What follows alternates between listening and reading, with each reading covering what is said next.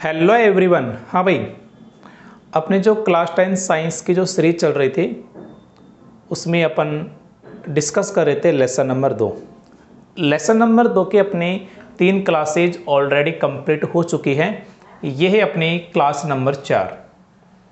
और आपको पता होगा कि पिछले वीडियो में अपन डिस्कस क्या कर रहे थे, अम्लों व क्षारकों के रासायनिक गुणधर्म डिस्कस कर रहे थे। और आप ये भी जानते हैं कि जो अम्लों क्षारकों के रासायनिक गुणधर्म यानी जहाँ पर भी अपन रासायनिक गुणधर्म डिस्कस करना होता है एक्चुअल में वहाँ पर रासायनिक अभिक्रियाएं पढ़ी जाती है। तो अपन ने अम्लों क्षारकों के जो रासायनिक गुणधर्म थे उसके अंदर 6 प्रकार की अभिक्रियाएं देखी थी। सबसे पहले देखी थी अम्लों की धातु के साथ, फिर देखी थी क्षारकों की धातु के साथ, फिर उदासीनीकरण यानी अम्ल और क्षार की अभिक्रिया, फिर देखा था आपने अम्लों की धात्विक ऑक्साइडों के साथ, फिर क्षारकों की अधात्विक ऑक्साइडों के साथ, और लास्ट में अपन ने डिस्कस किया था अम्लों की धातु कार्बोनेट व धातु बाइकार्बोनेट के साथ अभिक्रिया। ये 6 रिएक्शन अपन ने डिस्कस की थी। तो आगे अपन न्यू टॉपिक लेते हैं भाई। अपना जो अगला टॉपिक है वो है, पहले मैं टॉपिक का नाम लिख देता हूं यहां पर। जो न्यू टॉपिक है अपना वो है अम्लों व क्षारकों में समानताएं। अम्लों व क्षारकों में समानताएं, ये अपना न्यू टॉपिक है भाई, अम्लों व क्षारकों में समानताएं। हाँ भाई, तो जो अम्ल होते हैं और जो क्षार होते हैं उनमें ना कुछ सिमिलरिटीज होती है, कुछ ना कुछ समानताएं होती है। क्या होती है आइए डिस्कस करते हैं। देखिए, आप लोग जानते हो कि जो अम्ल होते हैं ना और जो क्षार होते हैं, यदि अम्ल को हम जल में घोलेंगे तो क्या देंगे, वो H+ आयन देंगे। क्या देंगे भाई? H+ आयन देंगे। देंगे भाई, बेशक देंगे। यदि क्षार को जल में घोला जाए, यदि क्षार को जल में घोला जाए तो क्षार कौन से आयन देंगे? OH- आयन देंगे। सभी को पता है भाई ये चीज? अरे बच्चे को पता है ना ये चीज? ये बच्चा कहाँ बैठेगा भाई? हाँ, जब अम्ल को जल में घोलेंगे तो H+ आयन देंगे, क्षार को जल में घोलेंगे तो OH- आयन देंगे। तो जरा चेक करना इन दोनों चीजों में क्या कॉमन दिख रहा है आपको। गौर से देखो, आपको कॉमन दिख रहा है आयन शब्द। क्या दिख रहा है? आयन। यानी चाहे अम्ल को जल में घोलो चाहे क्षार को जल में घोलो, दोनों क्या देंगे? आयन देंगे। अब ये बात अलग है कि अम्ल तो जल में H+ आयन देंगे और क्षार जल में OH- देंगे, लेकिन देंगे आयन। तो ये इनमें सिमिलरिटीज है, लेकिन आयन अलग अलग होंगे, ये बात अलग है। तो ये चीज अपन यहाँ पे लिख देते हैं भाई। देखिए, अम्ल व क्षार के, अम्ल व क्षार के कई गुणों में समानताएं होती है।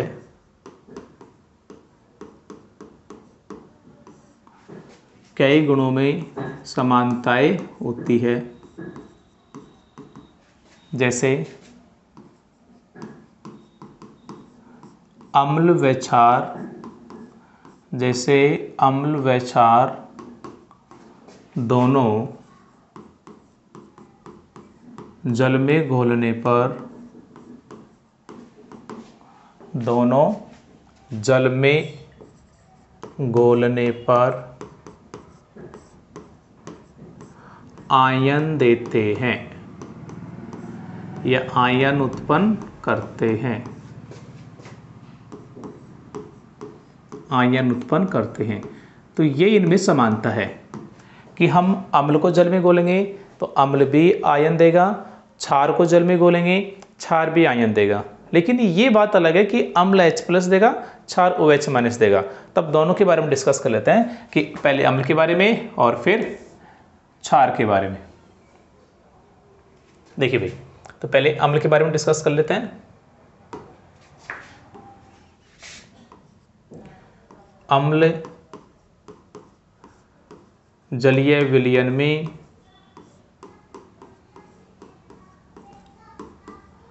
अम्ल जलीय विलयन में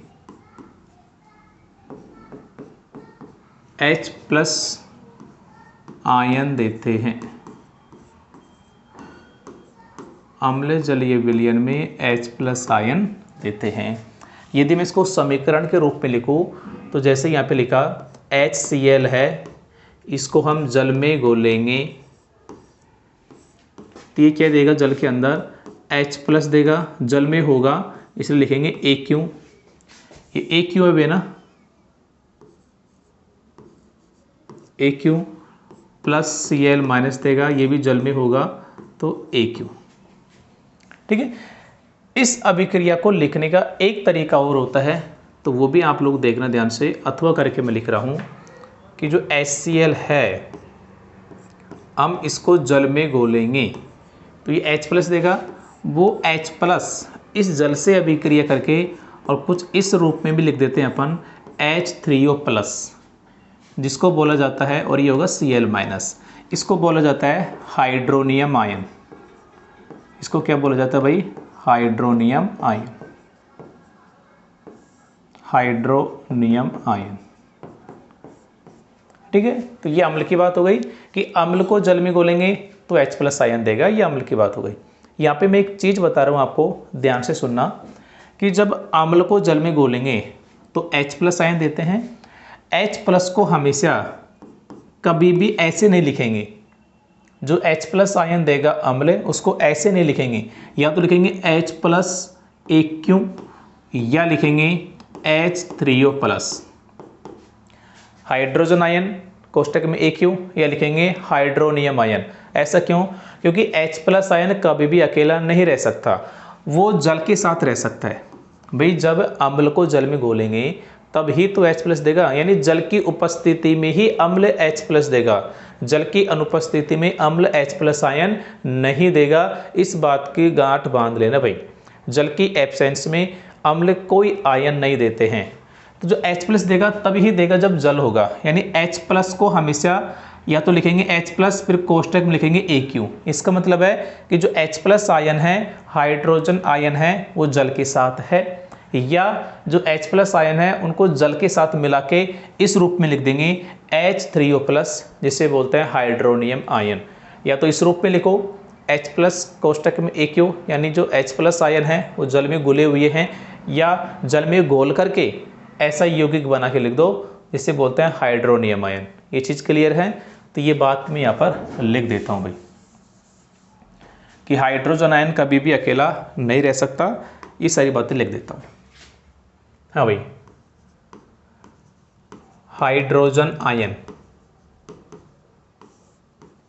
हाइड्रोजन आयन यानी H+ कभी भी स्वतंत्र रूप में, कभी भी स्वतंत्र रूप में नहीं रह सकता, इसलिए इसे मतलब हाइड्रोजन आयन को ना, इसलिए इसे H+ AQ यानी हाइड्रोजन आयन, चलो इसको तो आप समझ गए, या H3O+ यानी हाइड्रोनियम आयन, हाइड्रोनियम आयन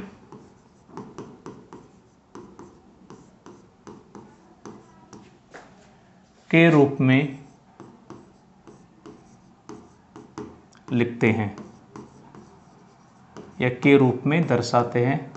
बात एक ही है। ठीक है। जो हाइड्रोजन आयन होता है H+, कभी भी स्वतंत्र रूप में यानी कभी भी अकेला नहीं रह सकता, इसलिए इसे H+AQ या H3O+ हाइड्रोनियम आयन के रूप में लिखते हैं। इसका मतलब है कि जो H+ आयन है वो जल के साथ घुले हुए हैं और यहाँ पर हमने जल के साथ मिला के लिख दिया। क्लियर? ये अम्ल की बात हो गई। क्षार की बात करते हैं, तो क्षार कैसे आयन देंगे जल में? OH-, तो यहाँ पे लिख देते हैं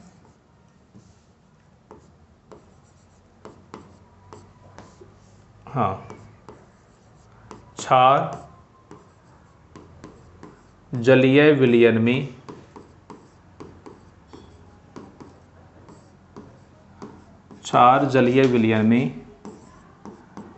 OH-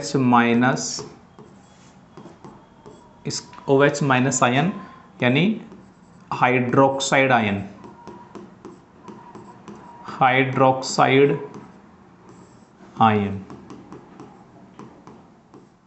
देते हैं।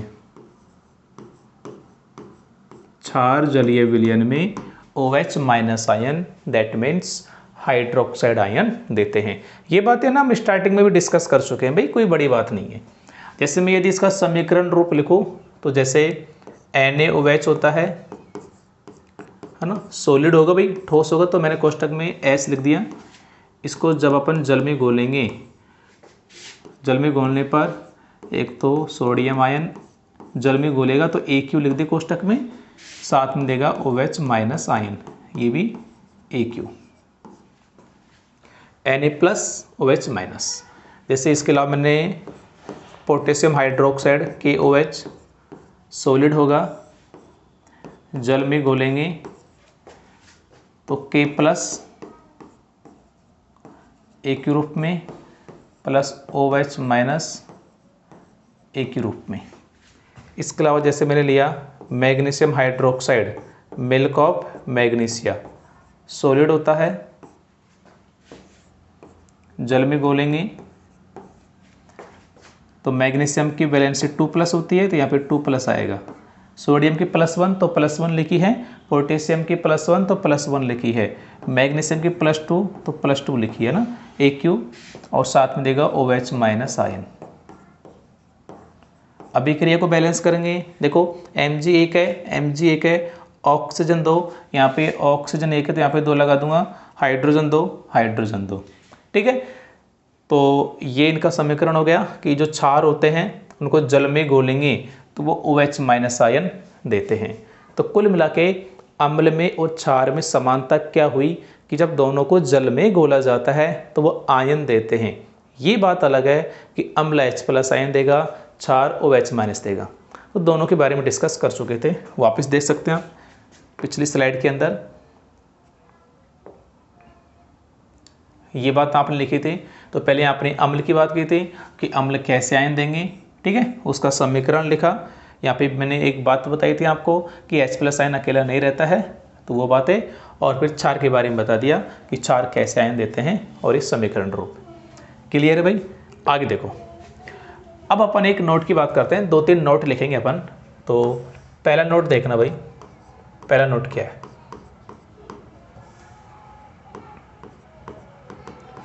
पहला नोट क्या है, ध्यान से देखना।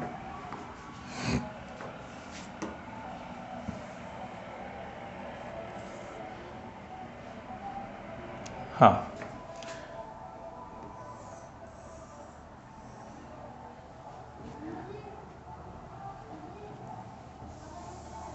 देखो भाई, एक्चुअल में क्या है कि ये जैसे कोई गिलास है,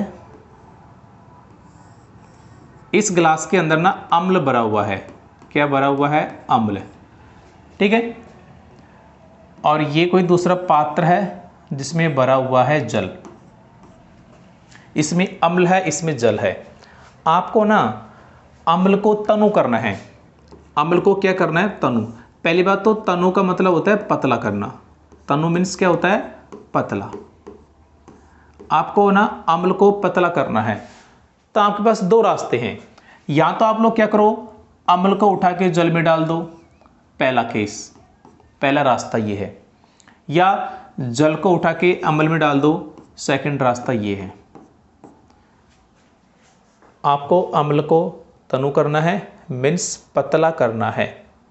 तो आप लोग के पास दो रास्ते हैं, या तो अम्ल को उठा के जल में डाल दो तो अम्ल पतला हो जाएगा, या जल को उठा के अम्ल में डाल दो तो भी अम्ल पतला हो जाएगा।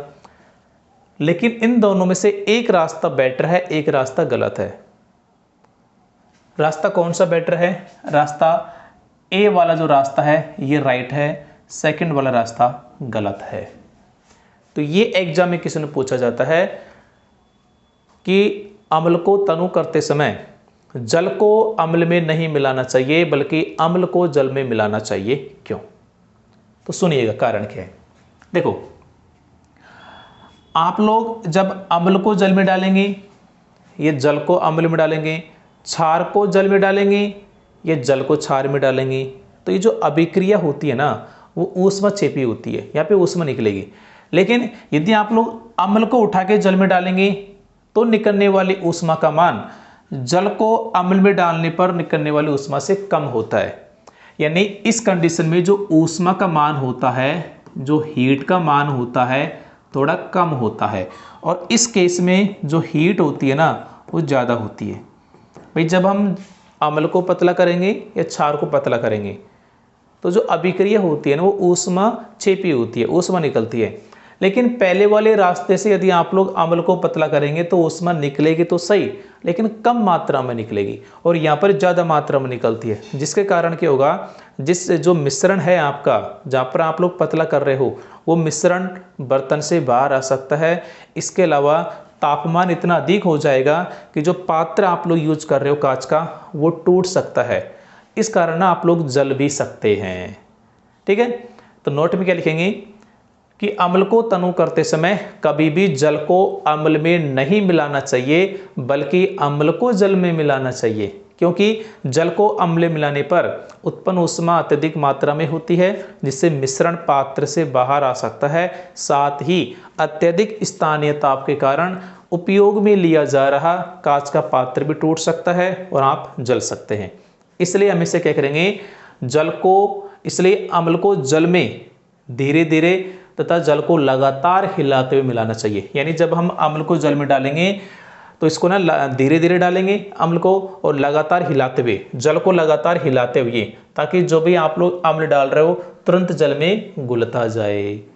ये चीज़ समझ में आ गई? तो अपन इसको नोट के अंदर लिख देते हैं। सेम चीज़ सेम बात अपन नोट के अंदर लिख लेते हैं भाई।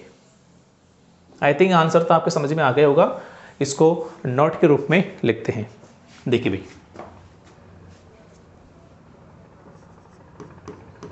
अम्ल को तनु यानी पतला करते समय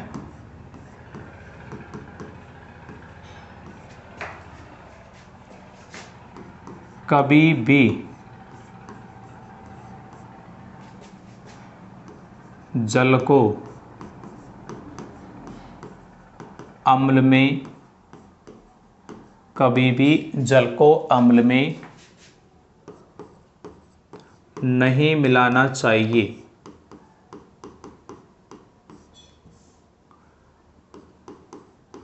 नहीं मिलाना चाहिए बल्कि अम्ल को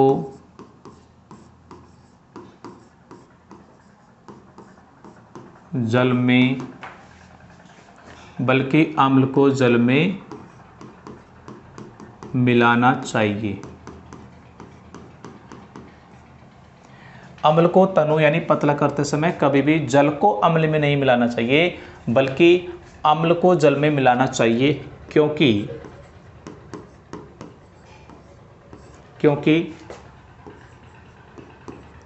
जल को अम्ल में मिलाने पर उत्पन्न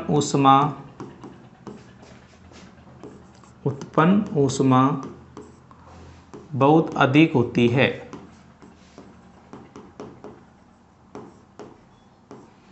उत्पन्न ऊष्मा बहुत अधिक होती है, जिसके कारण मिश्रण का मतलब है जो जल और अम्ल आपस में मिल रहा है उसकी बात कर रहे हैं, जिसके कारण मिश्रण पात्र से बाहर आ सकता है, मिश्रण पात्र से बाहर आ सकता है। साथ ही अत्यधिक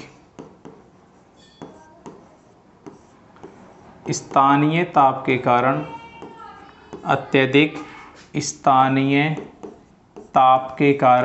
क्योंकि तापमान बढ़ जाएगा ना। स्थानीय का मतलब है जिस जगह पर आप प्रैक्टिकल कर रहे हो, जिस जगह पर आप लोग अम्ल को तनु कर रहे हो, उस जगह की बात कर रहे हैं। अत्यधिक स्थानीय ताप के कारण उपयोग में लिया जा रहा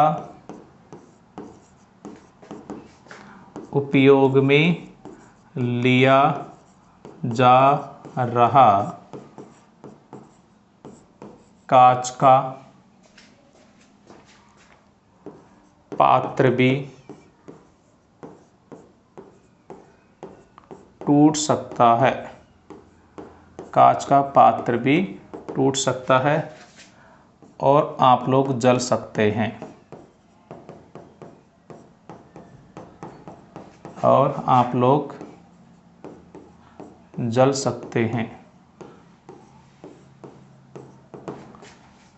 इसलिए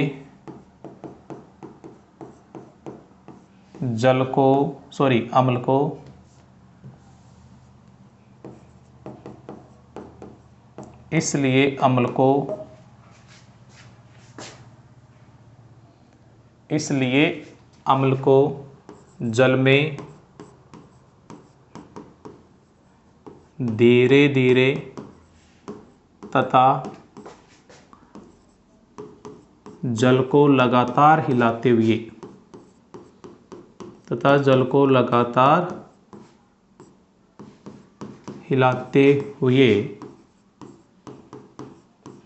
मिलाना चाहिए।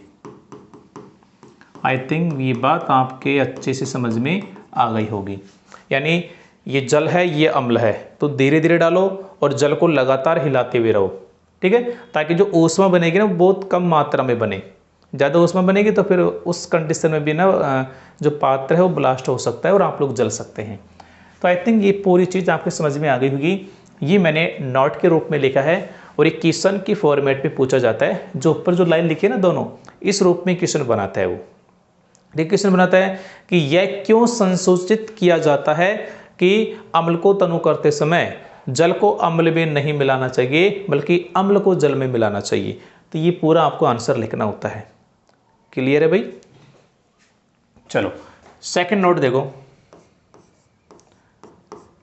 हाँ भाई देखो, मैं ना कई बार आपको ये बता रहा हूँ कि एक तो क्षार होता है और एक क्षारक होता है, इनमें फर्क होता है, लेकिन आपको ना सेम मान के चलना है। एक्चुअल में होता क्या है, ये जो क्षारक होते हैं ना, क्षारक ये दो प्रकार का होता है। क्षारक दो प्रकार के होते हैं भाई, एक तो होता है क्षार और एक होता है भस्म। क्षारक दो प्रकार के हो गए, क्षार और भस्म। कैसे कि यदि क्षारक को हम जल में घोले और जल में घुल जाए तो वो क्षारक क्षार कहलाता है, और जो जल में नहीं घुलेगा वो भस्म कहलाएगा। यानी वे क्षारक जो जल में घुलनशील होते हैं क्षार कहलाते हैं, और जो जल में नहीं घुलेंगे, जल में घुलनशील नहीं होते हैं, वो भस्म कहलाते हैं। ठीक है, तो आप लोग चाहे क्षार आए चाहे क्षारक आए, आपको दोनों का मतलब सेम लेके चलना है आपके लेवल तक। क्लियर है भाई? तो ये बात भी मैं यहाँ पे लिख देता हूँ।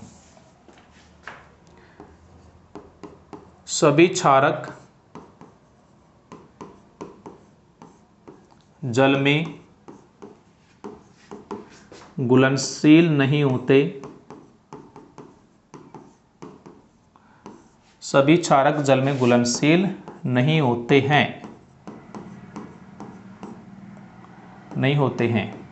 सभी क्षारक जल में घुलनशील नहीं होते हैं। जल में घुलनशील क्षारक को जल में घुलनशील क्षारक को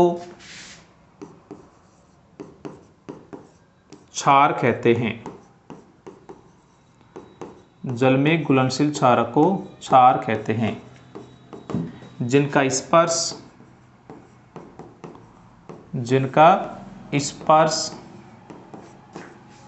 साबुन की तरह, जैसे अपन साबुन को टच करते हैं ना तो कैसा लगता है वैसा लगता है ये, जिनका स्पर्श साबुन की तरह, स्वाद कड़वा व प्रकृति संचारक होती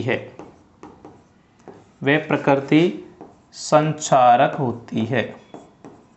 संचारक मीन्स धातुओं को नष्ट करेगा ना, जब धातु इसके संपर्क में आएगी तो नष्ट होने लगेगी। तो क्षारक दो प्रकार के होते हैं। यदि क्षारक जल में घुल जाए तो उसे क्षार कहेंगे, और जल में ना घुले तो उसे भस्म कहेंगे। तो सभी क्षारक जल में घुलनशील नहीं होते हैं। जल में घुलनशील क्षारक को क्षार कहते हैं, जिनका स्पर्श साबुन की तरह, स्वाद कड़वा और प्रकृति कैसी होती है भाई, संचारक होती है। 1 मिनट में विजिबिलिटी देख लेता हूँ, कैमरे में प्रॉपर चल रहा है ना, बिल्कुल ऑल राइट, सब कुछ ठीक है। आगे देखिए, अगला नोट लिखते हैं। मैंने आपको बताया था अभी कि हम जब अम्ल को जल में घोलेंगे या क्षार को जल में घोलेंगे तो ऊष्मा निकलती है, यानी ये ऊष्मा छिपी अभिक्रिया होती है। तो ये बात को भी अपन यहाँ पे पेन डाउन कर लेते हैं भाई। जल में अम्ल या क्षारक के घुलने की प्रक्रिया, जल में अम्ल या क्षारक के घुलने की प्रक्रिया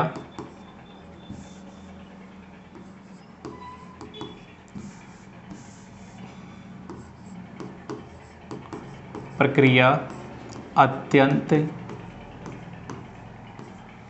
ऊष्माक्षेपी होती है।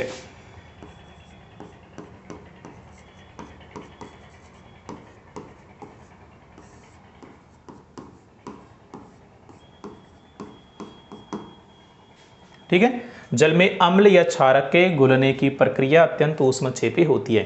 यानी जब आप लोग अम्ल को जल में घोलेंगे या क्षार को घोलेंगे तो जो अभिक्रिया होगी वहां पे ऊष्मा निकलेगी, है ना, ऊष्माक्षेपी होती है। आगे देखिए, नेक्स्ट नोट देखना।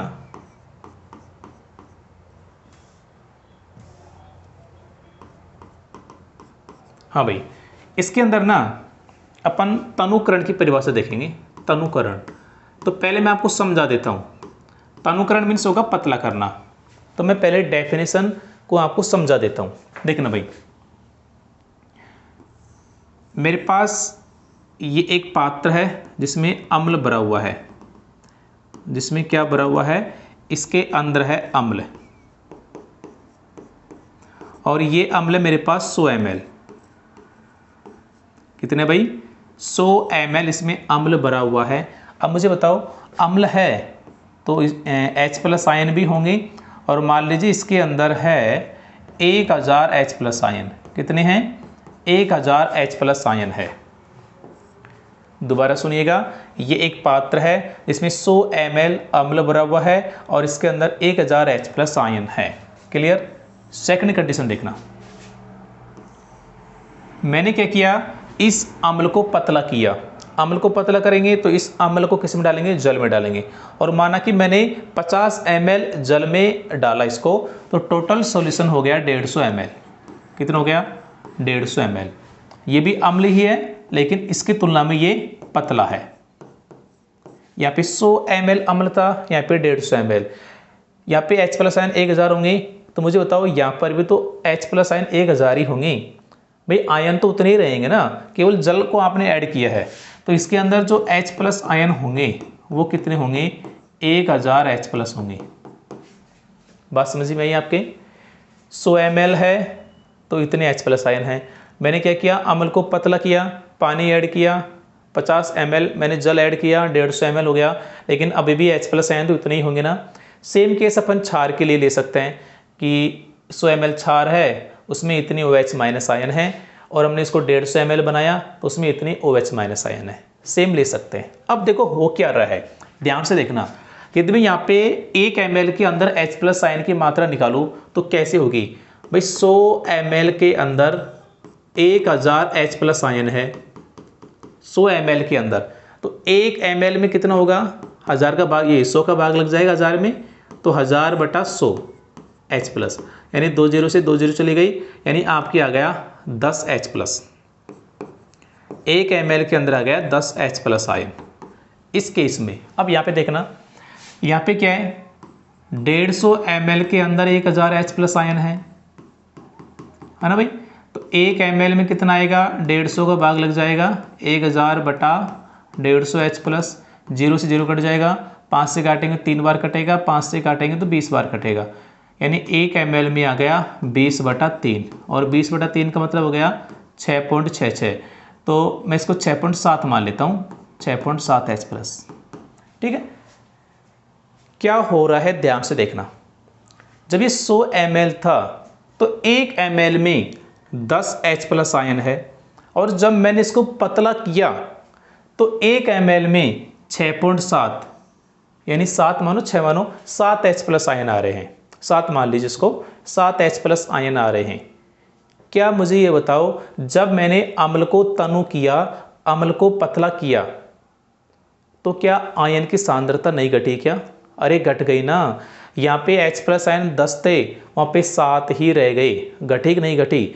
सेम केस यदि अपन क्षार के लिए लेंगे तो यहाँ पर क्षार के 10 OH माइनस आना आ जाएंगे और वहाँ पे 7 आ जाएगा, तो क्षार में भी घटेगा। कुल मिला के क्या होता है कि जब हम अम्ल या क्षार को तनु करते हैं ना, तो आयन की सांद्रता प्रति इकाई आयतन में घट जाती है। यहाँ पे इकाई आयतन में 1 ml ले रहा हूँ, प्रति इकाई आयतन में H प्लस आयन की सांद्रता या OH माइनस आयन की सांद्रता घट जाती है, और इस प्रक्रिया को बोला जाता है तनुकरण।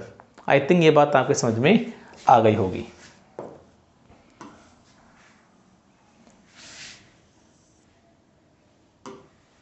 हाँ, तो इसकी परिभाषा लिख देते हैं। जब अम्ल या क्षारक को तनु यानी पतला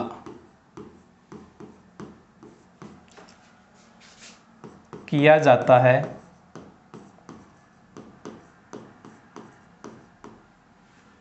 जब अम्ल या क्षारक को तनु यानी पतला किया जाता है, तो आयन, यदि अम्ल को पतला करेंगे तो हाइड्रोनियम आयन, और यदि क्षार को पतला करेंगे तो OH minus ion, hydronium ion, hydroxide ion को तनु पतला किया जाता है, तो आयन की सांद्रता में, आयन की सांद्रता में यानी उनकी मात्रा में, आयन की सांद्रता में प्रति इकाई आयतन में कमी आ जाती है, प्रति इकाई आयतन में कमी आ जाती है।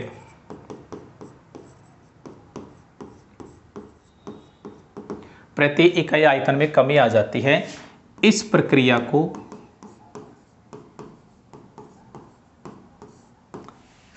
तनुकरण कहते हैं। इस प्रक्रिया को तनुकरण कहते हैं। और तनुकरण प्रक्रिया द्वारा क्या करेंगे, अम्ल क्षार को पतला किया जाता है। तो ये लाइन भी ऐड कर देते हैं। तनुकरण प्रक्रिया द्वारा, तनुकरण यानी पतला करना, तनुकरण प्रक्रिया द्वारा अम्ल या क्षारक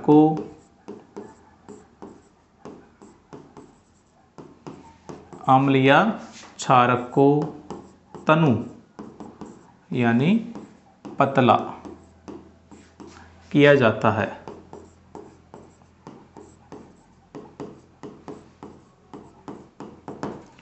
क्लियर है भाई? तो 4 नोट थे, आई थिंक चारों बात आपको समझ में आ गई होगी। ठीक है, अब अपन एक क्वेश्चन डिस्कस करते हैं। तो पहले मैं क्वेश्चन लिख देता हूँ आपका, फिर देखना भाई। क्वेश्चन कुछ यूं है, एल्कोहल एम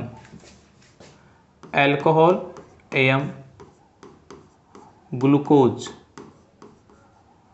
एल्कोहल एम ग्लूकोज जैसे यौगिकों में हाइड्रोजन होते हुए भी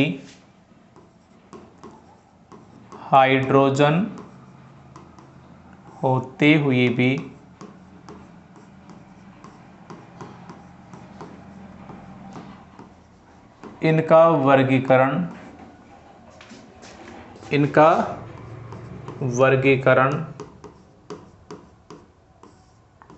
अम्लों की तरह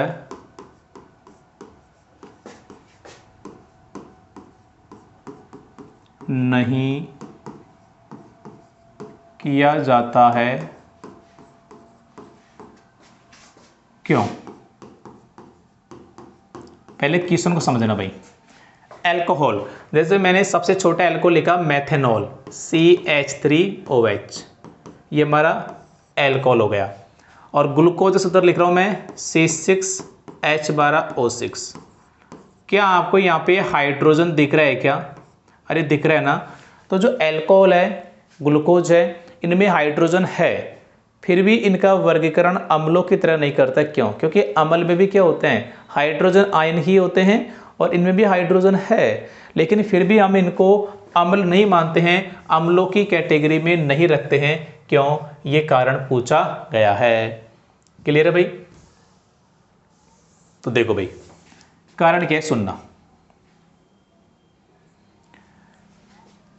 कैसे अपन बता पाएंगे? हाँ भाई, एक चीज और ऐड कर लो, क्वेश्चन थोड़ा सा एक क्रियाकलाप द्वारा समझाइए। क्वेश्चन ऐसे पूछा जाता है, यानी एक एक्सपेरिमेंट आपको बताना है, उसके आधार पर समझाना है। तो एल्कोहल एवं ग्लूकोज जैसे यौगिकों में हाइड्रोजन होते हुए भी इनका वर्गीकरण अम्लों की तरह नहीं किया जाता है। क्यों? एक क्रियाकलाप द्वारा समझाइए। क्रियाकलाप का मतलब है एक्सपेरिमेंट। एक क्रियाकलाप द्वारा समझाइए। एक क्रियाकलाप द्वारा समझाइए। एक एक्सपेरिमेंट के बेस पर आपको समझाना है। हाँ भाई, रिकॉर्डिंग वगैरह चेक कर लेता हूँ, प्रॉपर है ना? ठीक है भाई, एकदम प्रॉपर चल रहा है, नो प्रॉब्लम। एक तो भाई ना आपको मैं पहले भी बता चुका हूँ, वापस सुन लीजिएगा। एक तो आपको ना वीडियो को लाइक करना है, समझ में आ रहा है, कम आ रहा है, नहीं आ रहा है, जो भी सिचुएशन है आपको कमेंट बॉक्स में लिखना जरूर है भाई, है ना? कमेंट आपको जरूर करना है, क्योंकि उसी से हम मोटिवेट होते हैं भाई। अच्छे से समझ में आ रहा है तो अच्छे से कमेंट कीजिएगा ताकि मोटिवेट हो। और अधिकतम आपको ना शेयर करना है, बच्चों को क्लास से जोड़ना है, ये आपकी जिम्मेदारी है। मैं पहले बोल दे रहा हूँ भाई, अदरवाइज क्लासेज ना बंद कर दी जाएगी, क्योंकि जब बच्चे नहीं देखेंगे, बच्चे क्राउड नहीं होगी हमारे पास, स्टूडेंट्स तक चीज़ें नहीं पहुँचेगी, तो फिर क्या ही मतलब पढ़ाने का भाई, है ना? हालांकि मैं दावे के साथ कह सकता हूँ, इतना अच्छा कॉन्सेप्ट से, इतनी अच्छी लैंग्वेज में आपको समझा रहा हूँ, नोट्स लिखवा रहा हूँ, शायद आपको कहीं मिले। और सब कुछ फ्री ऑफ कॉस्ट है। यदि आपको नोट्स लेने हैं, पुराने साल के क्वेश्चंस लेने हैं, तो उसके लिए प्ले स्टोर पर एप्लीकेशन मिलेगा गुरु अकेडमी, उसको इंस्टॉल करना, वहाँ पर कोर्स अवेलेबल है, नाम मात्र कॉस्ट पर भाई। ठीक है, तो ये चीज़ थोड़ा सा देखो, आपकी सपोर्ट की अति आवश्यकता है। वीडियो को अधिकतम शेयर करना है, बच्चों तक पहुंचाना है। आपको पता है आपके पास ना 3 महीने बहुत गोल्डन चांस है भाई, अप्रैल मई जून। जुलाई में तो सेशन स्टार्ट हो ही जाता है, जुलाई में भी आपको पता है 10-5 दिन तो ऐसे निकलते हैं, तो लगभग आप लोग 3.5 महीने समझ सकते हो। इन 3 से 3.5 महीने के अंदर यदि आपने साइंस को कवर कर लिया अच्छे से कॉन्सेप्ट के साथ, तो बल्ले बल्ले है भाई, है ना? काफ़ी बर्डन आपका कम हो जाएगा, इस चीज़ को ध्यान रखिएगा। हाँ भाई, तो अल्कोहल एवं ग्लूकोज जैसे यौगिक है, उनमें भी हाइड्रोजन तो होता है और अम्ल में भी हाइड्रोजन होता है, लेकिन इनको हम अम्ल नहीं कहते, अम्ल नहीं मानते, अम्लों की कैटेगरी में नहीं रखते हैं। क्या कारण है? एक क्रियाकलाप के द्वारा आपको समझाना है, तो सुनिएगा भाई। देखो, मैंने यहाँ पर एक पात्र लिया है और यहाँ पे मैंने 2 कीलें लगा दी है। पहले मैं आपको समझा रहा हूँ ना। ये मैंने एक बैटरी लगा दी, ये आपका बल्ब हो गया, ये आपका स्विच हो गया, प्लस माइनस, ठीक है। और पहले मैंने इसमें डाल दिया उदासीन जल। देखो जब मैं स्विच को चालू करूंगा ना तो क्या बल्ब जलेगा? क्या नहीं जलेगा, क्योंकि दोनों तार कांटेक्ट में नहीं है, तो परिपथ टूटा हुआ है। अब मैंने इसमें डाल दिया उदासीन जल, तो भी बल्ब नहीं जलेगा। कारण क्या है? आप लोग इसमें कुछ भी डाल दो, करंट तब ही बहेगा जब वो चीज आपने डाली है वो आयन उत्पन्न करे। वो क्या उत्पन्न करे? आयन उत्पन्न करे। दोबारा सुनिएगा, पहली कंडीशन, आपने इसमें कुछ भी नहीं डाला है, आपने स्विच को चालू किया, बल्ब नहीं जलेगा, ठीक है, क्योंकि करंट ही नहीं बहेगा ना, यहां से यहां तक करंट नहीं पहुंच रहा है, तार टूटा हुआ है।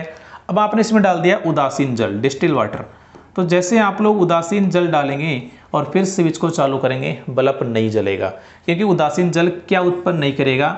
आयन उत्पन्न नहीं करेगा। अब मैंने क्या किया, इसमें ग्लूकोज डाला, स्विच को चालू किया, बल्ब नहीं जला, क्योंकि ग्लूकोज क्या नहीं देगा? आयन नहीं देगा। मैंने एल्कोहल डाला, स्विच चालू किया, बल्ब नहीं जला, क्योंकि एल्कोहल ने भी क्या उत्पन्न नहीं किया? आयन उत्पन्न नहीं किया। अब मैंने इसमें क्या डाल दिया? HCl का जलीय विलयन डाल दिया, और जैसे मैंने HCl डाला, स्विच को चालू किया, देखा बल्ब जल गया। क्यों जल गया? क्योंकि जो अम्ल होते हैं वो जल में H+ आयन देते हैं, और करंट के बहने के लिए क्या जरूरी है? आयन से जरूरी है। इसका मतलब क्या हुआ कि जो एल्कोहल है, ग्लूकोज है, वो आयन देते ही नहीं है, और जब आयन ही नहीं देंगे तो अम्लों की कैटेगरी में कैसे रखेंगे? अरे नहीं रखेंगे ना। बस ये इसका आंसर है। तो मैं इसको एक्सपेरिमेंट बेस के आंसर के रूप में इसको लिखता हूं भाई, देखिएगा।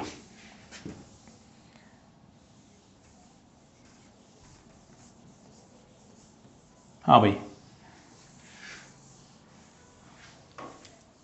देखना आंसर में अपन कैसे लिखेंगे। पहले यहां पे डालेंगे क्रियाकलाप,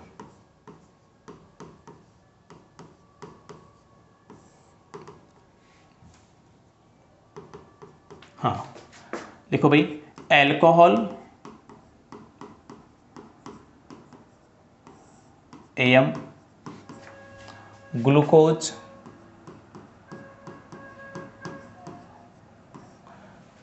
पहले सीधा लिखो, क्रियाकलाप को रहने दो, पहले सीधा लिखेंगे एल्कोहल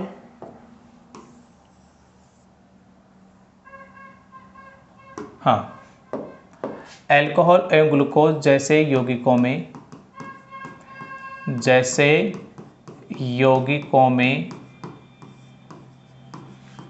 हाइड्रोजन होते हुए भी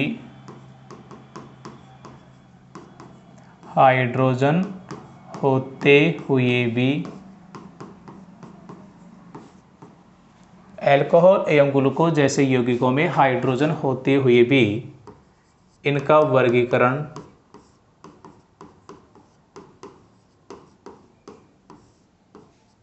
अम्लों की तरह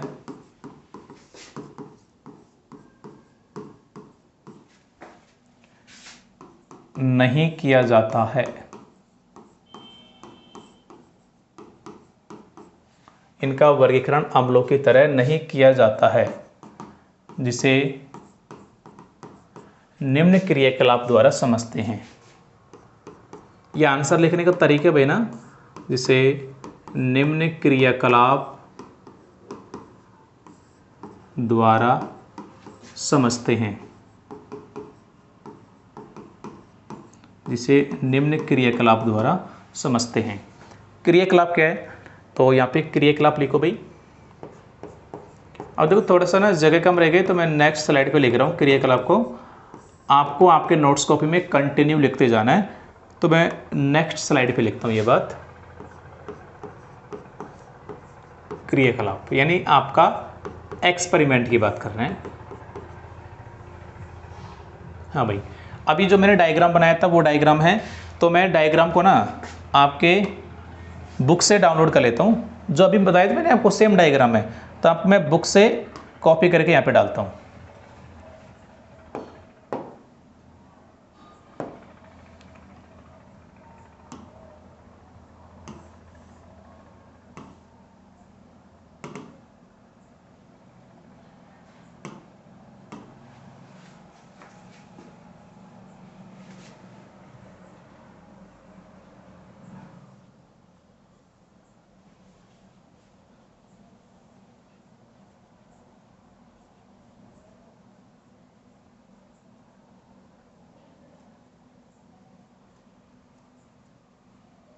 मैंने जो डायग्राम बनाया था ना सेम डायग्राम है भैया ना, लेकिन इसको अपन यहाँ से डाल देते हैं।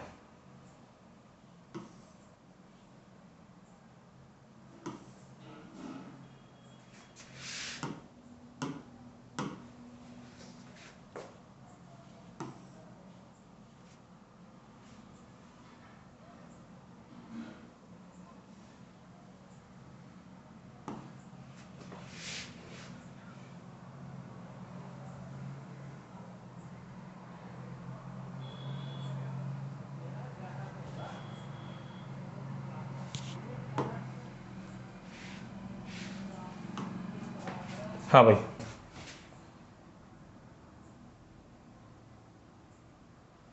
देखिए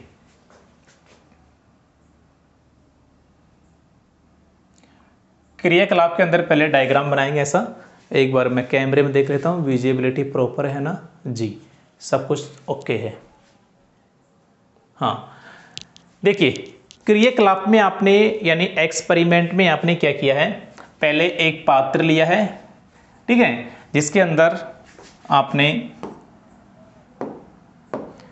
एक बीकर लिया है, पात्र लिया है जिसमें एक रबर का कॉर्क है, और इस रबर के कॉर्क में आपने 2 कीलें लगा दी। कील लगाने के बाद में दोनों कीलों को एक परिपथ से जोड़ दिया। एक 6 वोल्ट की बैटरी है, बल्ब है, स्विच है, ठीक है। तो आपने क्या किया, पहले इसमें उदासीन जल डाला तो देखा बल्ब नहीं जला, क्योंकि उदासीन जल आयन उत्पन्न नहीं करेगा। ग्लूकोज डाला तो भी बल्ब नहीं जला, क्योंकि ग्लूकोज आयन उत्पन्न नहीं कर रहा। आपने एल्कोहल डाला तो भी नहीं जला। लेकिन जैसे ही आपने तनुकृत अम्लीय विलयन यानी अम्ल का विलयन डाला, आपने अम्ल का जलीय विलयन डाला, और जैसे स्विच को चालू किया तो बल्ब जलने लग गया, क्योंकि जो अम्ल होते हैं वो आयन रिलीज करते हैं, आयन उत्पन्न करते हैं, और करंट के बहने के लिए आयन जरूरी है भाई, है ना। करंट तभी बहेगा जब आयन उत्पन्न होगा। तो यहाँ पे लिख देते हैं अपन ने क्या क्या किया है। देखो, सर्वप्रथम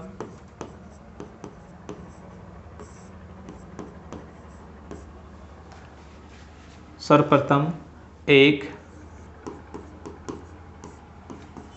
रबर का कॉर्क लेते हैं। डायग्राम को देखते हुए आपको सब कुछ लिखते जाने पे ना। सर्वप्रथम एक रबर का कॉर्क लेते हैं जिसमें 2 कीले लगाकर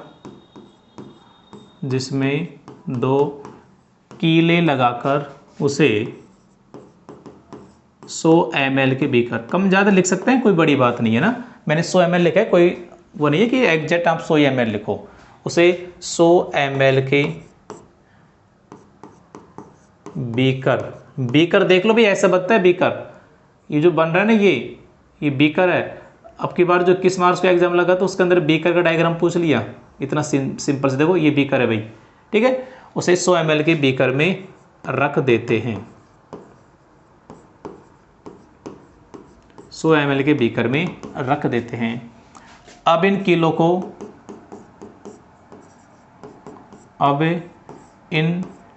को एक 6 वोल्ट की बैटरी से जोड़ देते हैं। एक 6 वोल्ट की बैटरी से, 6 से अधिक भी हो सकती है, कोई दिक्कत नहीं है ना। 6 वोल्ट की बैटरी से जोड़ देते हैं, 6 वोल्ट की बैटरी से जोड़ देते हैं, जो कि आगे बल्ब व स्विच से जुड़ी होती है। दोनों कीलों का आपने 6 वोल्ट की बैटरी जोड़ा, जो आगे एक बल्ब से उस स्विच से जुड़ी होती है, जो कि आगे बल्ब व स्विच से जुड़ी होती है। अब बीकर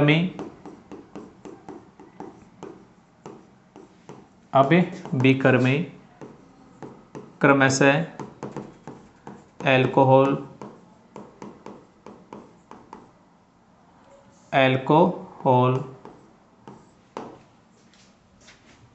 ग्लूकोज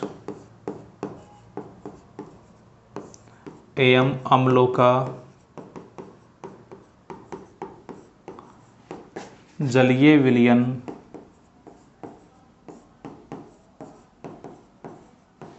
बारी बारी से, एक बार वो फिर वो फिर वो, ऐसे बारी बारी से डालते हैं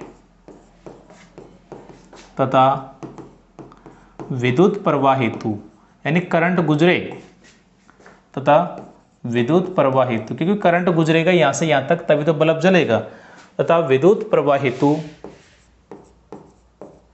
स्विच को चालू करते हैं, स्विच को ऑन या स्विच को चालू करते हैं।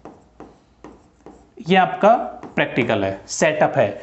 अब जैसे आप लोग स्विच को चालू करेंगे तो आप लोग क्या देखेंगे, क्या ऑब्जर्वेशन करेंगे, क्या प्रेक्षण करेंगे और फिर देख के क्या रिजल्ट निकालेंगे, इसको अपन आगे जैसे अपने लिखा है क्रियाकलाप, वैसे प्रेक्षण में परिणाम लिख के समझाता हूं आपको। ठीक है, ये आपका पूरा सेटअप हो गया।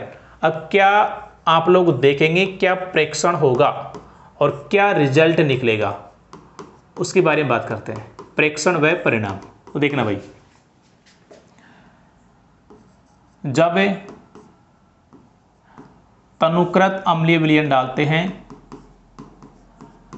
जब तनुकृत अम्लीय विलयन डालते हैं तो बल्ब जल जाता है, तो बल्ब जल जाता है। लेकिन अल्कोहल एवं ग्लूकोज की उपस्थिति में, यानी जब अल्कोहल डालेंगे या ग्लूकोज डालेंगे उस कंडीशन में, अल्कोहल एवं ग्लूकोज की उपस्थिति में बल्ब नहीं जलता है, बल्ब नहीं जलता है।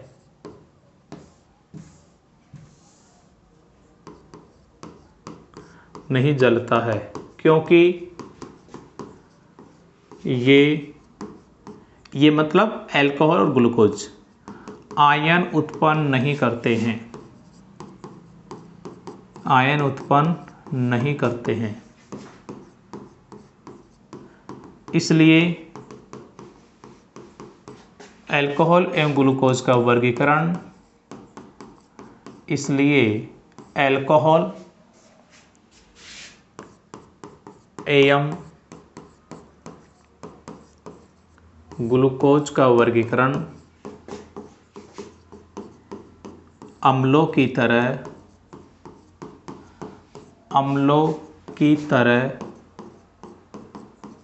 नहीं किया जाता है। आई थिंक ये बात आपके समझ में आ गई होगी। ये आपका ऑब्जर्वेशन है और ये आपका रिजल्ट है कि जैसे हमने अम्ल डाला, अम्ल का जलीय विलयन डाला तो बल्ब जल जाता है स्विच चालू करते ही, लेकिन जब अल्कोहल डालते हैं, ग्लूकोज डालते हैं तो बल्ब नहीं जलता। इसका मतलब अल्कोहल ग्लूकोज कोई आयन रिलीज करते ही नहीं है विलयन के अंदर, तो बल्ब कैसे जलेगा भाई। ठीक है, तो ये चीज़ आई थिंक आपको समझ में आ गई होगी भाई। तो आज के लिए अपन इतना ही देखते हैं भाई। ये टॉपिक कंप्लीट है आपका ना, अम्ल और क्षारकों में जो समानता वाला टॉपिक अपन ने डिस्कस किया था, ये कंप्लीट है। नेक्स्ट वीडियो में अब इसके 2 या 3 वीडियो और आएंगे, है ना। 2 या 3 वीडियो में लेसन 2 अपन कंप्लीट फिनिश कर देंगे भाई। तो क्लासेज कैसे लग रही है आपको, इस चीज़ का तो आपको ना रिव्यू कमेंट सेक्शन में देना ही है और अधिकतम क्लासेज को शेयर करना है। थोड़ा सा आप लोग लापरवाही कर रहे हो भाई क्लासेज को शेयर करने में। देखो धीरे धीरे अब लेसन 2 हो जाएगा 2-3 दिन के अंदर अंदर, फिर लेसन 3, फिर लेसन 4, इस प्रकार आप ना केमिस्ट्री कंप्लीट हो जाएगा। और केमिस्ट्री कंप्लीट होने का मतलब समझ रहे हो, 13 चैप्टर में से 4 चैप्टर फिनिश होना, यानी लगभग आपका 30% सिलेबस कवर है। 30 से 35% सिलेबस आपका निकल जाएगा 4 चैप्टर होते ही। समझ रहे चीज़ों को, तो सिलेबस निकलने में टाइम नहीं लगेगा भाई। बस आपको जुड़े रहना है, थोड़ा सा बिलीव रखना है, विश्वास रखना है। सारी क्लासेज लेके आऊँगा, सारे चैप्टर्स करवाऊँगा। बेशक यदि हमें इंतजार है तो आपके सपोर्ट का। क्लासेज को अधिकतम शेयर करना है, कमेंट करना है और लाइक करना है। Thank you.